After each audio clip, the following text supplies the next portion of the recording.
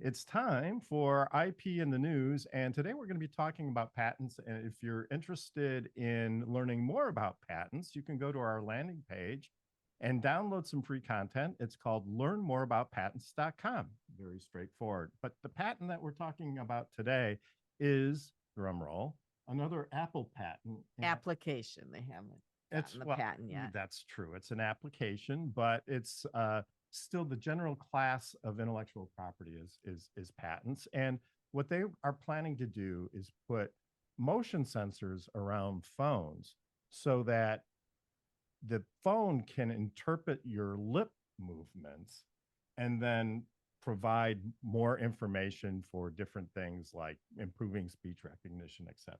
Yes. So this was from an article on the Register online by Brandon Vigliaro. That's how we think you say it. We practiced this before the show. Vigliaro. Something. And the title of his article is Read Lips. Siri wants to feel them, according to fresh Apple patent application.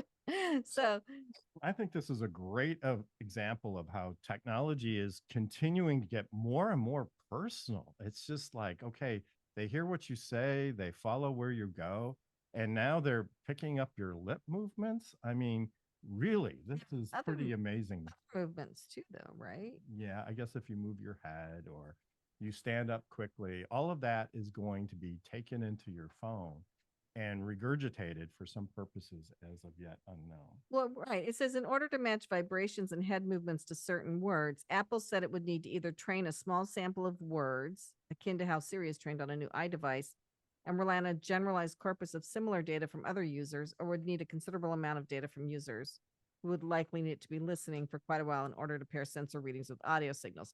So they still are struggling with how to collect the data to make sure that they get the right thing. So I can just see this. I mean, Siri in my phone. Well, we don't use Siri. My phone is always like, "What did you say? I didn't catch that. Did you want to go to McDonald's?" I'm like, "No." Yeah, right. If it reads your lips and you're like, "Okay, well, we're sending you to a fast food restaurant."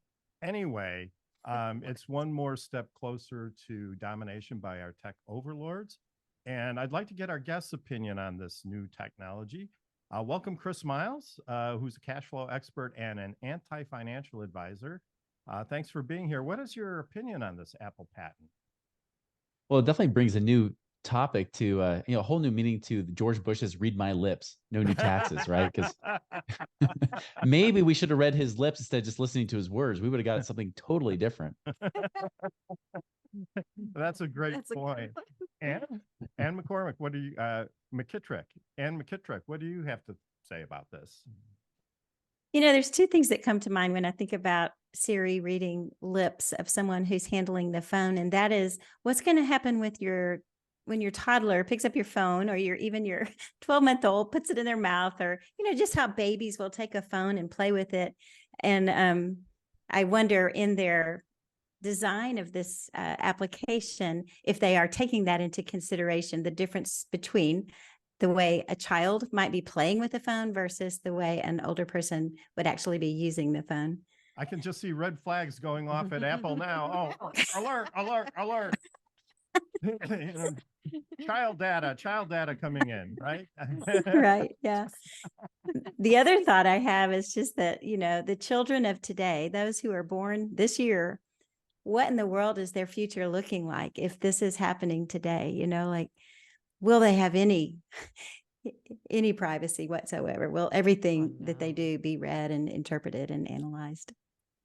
Well, that certainly seems to be the direction we're going. And as Elizabeth Olfen points out, the people who run these companies aren't elected, right? And so, as a population, we don't really have much control over what they do. We don't have a say in who's running this. Yeah. So, John, welcome to the show. What are your thoughts? I go back and forth on this. I mean, we already give up so much of ourselves to technology just out of convenience. So, I mean, they already are, they're already listening to certain things that we say anyway. So, I mean, hey, Siri, how do they know that you're saying, hey, Siri?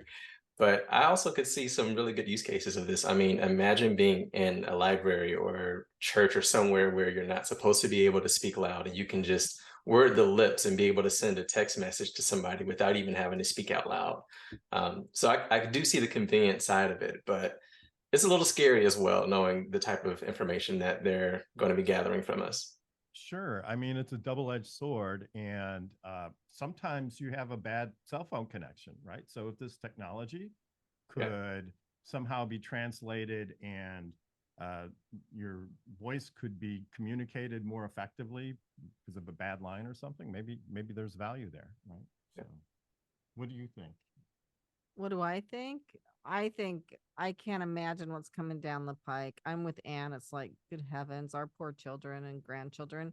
And I don't know if this will actually develop into anything. It sounds like it's pretty early days and they haven't thought a lot of things through, and there's a lot more research that needs to be done on it. So who knows? The world may move on to something else. I don't know.